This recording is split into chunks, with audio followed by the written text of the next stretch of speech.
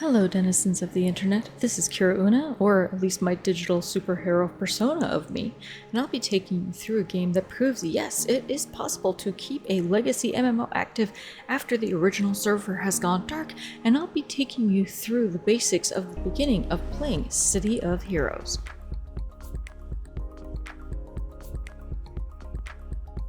So for a bit of history of background and history behind the game, this is City of Heroes, or City of Villains depending on what side you want to play on. It's an MMO developed by NCSoft that launched back in 2004. The original paid servers were live until 2012. Players protested the shutdown, but the servers went dark until someone redistributed the source code in 2019, and for those of us, myself included, we're able to play our beloved superhero MMO game once again. In 2024, NCSoft granted the Homecoming Servers LLC an official nod and license to continue hosting the game, which is now free to play for anyone, and it's kept operating with a very loyal fan base by player donations. For anyone interested in my side of the story, I played when the servers were live between about 2006 to about 2010 or so. That is, if my memory serves me correctly. With the Homecoming servers, the game feels like coming home because it hasn't really changed much in the terms of the feel all that much. There are some additions to the game, sure, and there are some general improvements and quality of life updates that they've done, but we can get all into that a little later. First things first, let's boot up the game and take you to the login screen. Once you log in, there is a series of shard selections. Shards are just the name of the servers on the server that you can play on. The shards are generally regarded for different uses depending on what kind of gameplay experience that you want. Excelsior is one of the most populated and the unofficial PvP server. Everlasting is the roleplay server where you can go online and LARP as your character in-game. Reunion is the European shard, which is also hosted in Europe. Indomitable is also rumored, according to Reddit, to be a PvP server, but just not as populated as Excelsior. Torchbearer is regarded by Redditors as being super beginner friendly, and Victory, which is the newest shard, which was recently added in as of January 2025. To keep things simple, with the server load being fairly light, I'll start us off on Victory. Once you select the server, you'll come to a character selection screen. Now, as I don't have any characters on this shard yet, I'll have to make one. Once you select a character slot, you'll have to pick your power sets. This will help to determine your origin story as well as with your gameplay style, along with various combinations of flavors of skill sets that you'll want to play with. There are some skill sets that are canon archetypes that are hard-coded as either villain or hero. For Arachnos or Praetorian, I would not recommend these as a beginner character, as they do go into some of the lore and it helps to really understand the history behind the character archetypes and the game itself, but in my opinion, it's better to also understand the power sets and gameplay first. So I'll be avoiding those specific archetypes for this video. Once you've selected your archetype and origins, you'll come to the power pool selection page, where you can select what kind of flavor that you want your character to have. You have tons of options for your primary and secondary power pools. You could use radiation as your powers, or how about dark? Is rocks your thing, or are you trying to go with a more electrifying experience with electricity? That's just a small selection of what's available. I'll be going with archery and willpower for this character. As you select your power pool, you'll have starting powers in each power pool you picked. So select one power out of the pool for your primary and one for the secondary to start with. And now on to character tailoring. You can make your character look pretty much however you like within the superhero physiques provided and the costume sets in the creator. Change items and colors as you want to. Now, I'll probably be at the character tailoring for a bit, so I'll come back here when I'm done. Once you have your character made and the name that you selected is available, you can customize a little more for what other players will see. Make an origin story of your own making, add a catchphrase or a battle cry. Please be aware that copyrighted character names and likenesses are not allowed for obvious legal reasons. You can go through the tutorial if you want to, if you need an extra entry guide on powers and game mechanics, but I'll be walking you through all of that anyway, so let's get started in the game.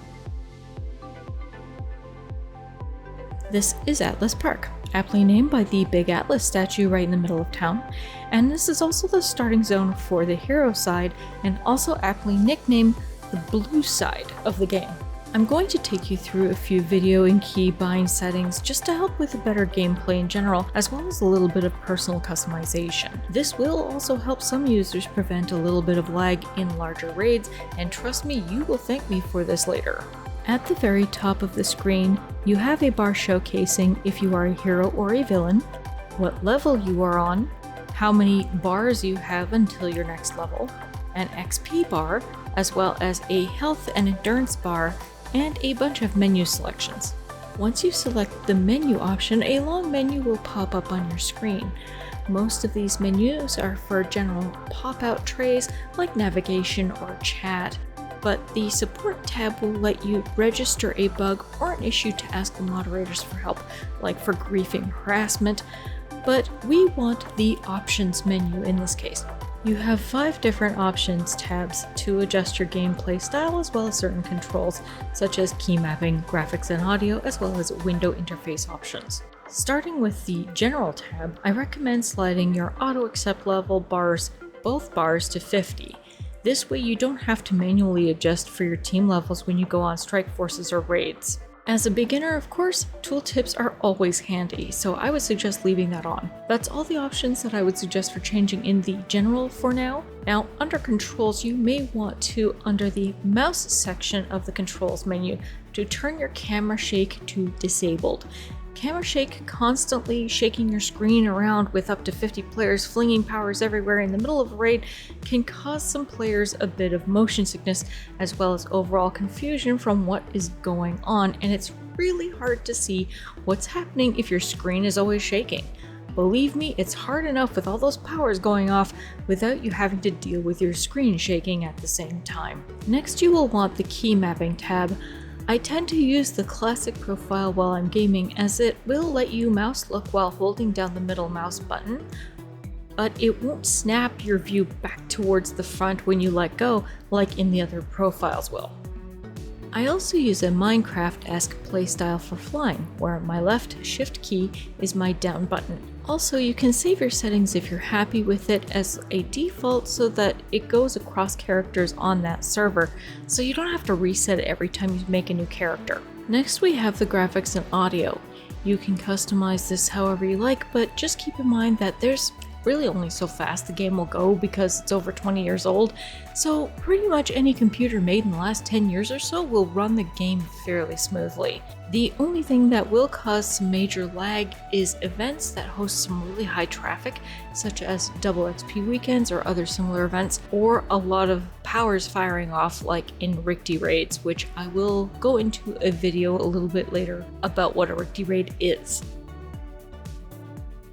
I find changing the audio volume is handy, as I find the game sounds to get repetitive and a little bit noisy, but that's just me. I will just put on a show or music to watch on the side while I'm gaming, but you can set it however you prefer. Also note that you may need to go back into your settings and turn the sound effects up at certain points in the game to find certain objects that are mission specific, but I will get into mission specific items at a later time. The Windows tab is where you can find your chat settings, including the profanity filter, and I will leave that up to you. This will also include your user interface color and customization, the cursor size, and if you would like to see certain features through the game, such as health bars, names, and reticles. Also, to make it easier to read chat, I find that it helps to turn on the individual name colors to enabled. This way, each different person that talks in chat, the chat will change the player's name to a different color so you could differentiate between who's talking. And lastly, this is also where you can customize your chat bubble. It's what you and other players will see as a chat bubble over your head, like talking in a comic book to read what you just said. It helps when you're in the middle of a mission and you need some direction with who's doing what and where, as someone may be helping to guide the team to a mission objective. Moving right along, we're going to visit the Start Vendor. This is where characters that are just starting off can get a bit of help getting started with boosts and enhancements, so you're not starting with nothing. This is also one of those quality of life updates for beginners and handy or fun things to buy if you're a veteran player. The Start Vendor is just around the northwest corner from your starting point in Atlas Square, not that far from Paragon City Hall or Miss Liberty. Here we're going to get a few things such as starting enhancements, some XP boosters, as well as some weapons which anyone can use at any level. This also includes some basic pets to help you on your way. There's also items that you can buy with money but that are not free, such as rocket packs to get around if you don't have a fly power, or other things like long refresh time resurrections, team teleporters, and some fun stuff such as pets for the vibes. But we're a beginner and we're kind of broke right now, so we'll just keep to the freebies for now. This brings us to our first contact and our first mission. Luckily, the first mission contacts are just around the corner, and quite a few of them are here in Atlas Square. If you're not sure how to start, you can run around and talk to all the NPCs, and they'll let you know if they have a mission for you. Once you have your mission, you can run to the markers and follow the objectives on your navigation bar as to what the mission is and what you have to do. In this case, I have to deal with some Hellions and rescue some civilians. Your powers are in your power tray down at the bottom right hand side of your screen that coincide with the top row of the numbers on your keyboard 1 through 0. Target the baddies and trigger your power by pressing the corresponding number. You'll see a timer which indicates the power cooldown, and each power also uses endurance, shown on the endurance part that I showed you earlier. You'll also want to keep an eye on your health or you'll wind up in the hospital with some XP debt. Okay, now that you've taken out some baddies, we'll go into the color of the baddies that you'll see in your target screen. So we have a couple of main colors. We have dark gray, light gray, green, blue, white, yellow, orange, red, and purple. Dark gray and light gray usually means that the target is several levels lower than you and may not even be worth it to attack. Green is usually 1 to 2 levels below you, blue is on average 1 level below you, white is pretty even with your level, yellow is 1 level above, orange is 2 to 3 levels above, red is about 4 levels above, and purple, well, you might want to reconsider attacking unless you really know that you can take them on with your powers, or if you have a few friends to help you. Next we have inspirations. Inspirations are little power-ups that you can use during a fight, or even to help you to resurrect you on the battlefield. Some can get you out of holds or immobilizes, some can give you extra shields, others give you bonuses to your attack damage or accuracy or boost your health and endurance. They're typically triggered using a mouse click or your F1 through F5 keys. You can also take 3 of the same inspiration if you have too many of them that are the same type and the same size and combine them into other types of inspirations. Enhancements are next, which will probably need a deeper dive, but these are the bare bones basics. Each time that you get a new power, you have 1 inherent slot in said power. There are alternating levels where you get 2 enhancement slots at the lower levels, and at the higher levels you get 3 enhancement slots. Now, as you take down baddies and complete missions, you're naturally going to get enhancements as you play.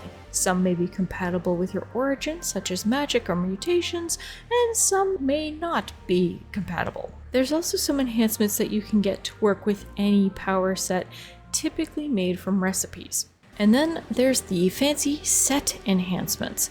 Much like other games, enhancements that are paired together from the same set, the more enhancements that you have, the more bonuses that you can get from them. To slot an enhancement, you have to ensure that the enhancement is going to boost the power that you have, as some powers are limited by the type of enhancements or enhancement sets that they can take. As an example, you typically won't be able to use a health enhancement in a damage power. Now, as I haven't enhanced my inherent health yet, I'm going to do just that. Now, I'm going to get a few enhancements of the same type and slot one into the health slot.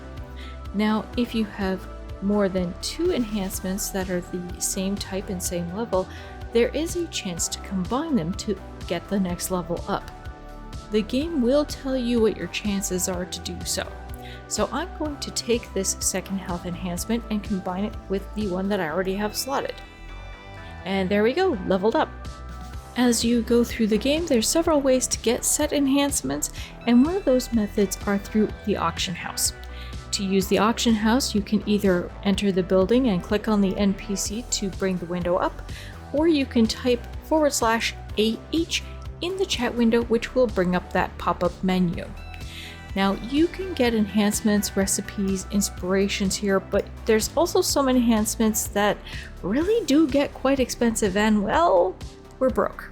So no fancy enhancements for us today.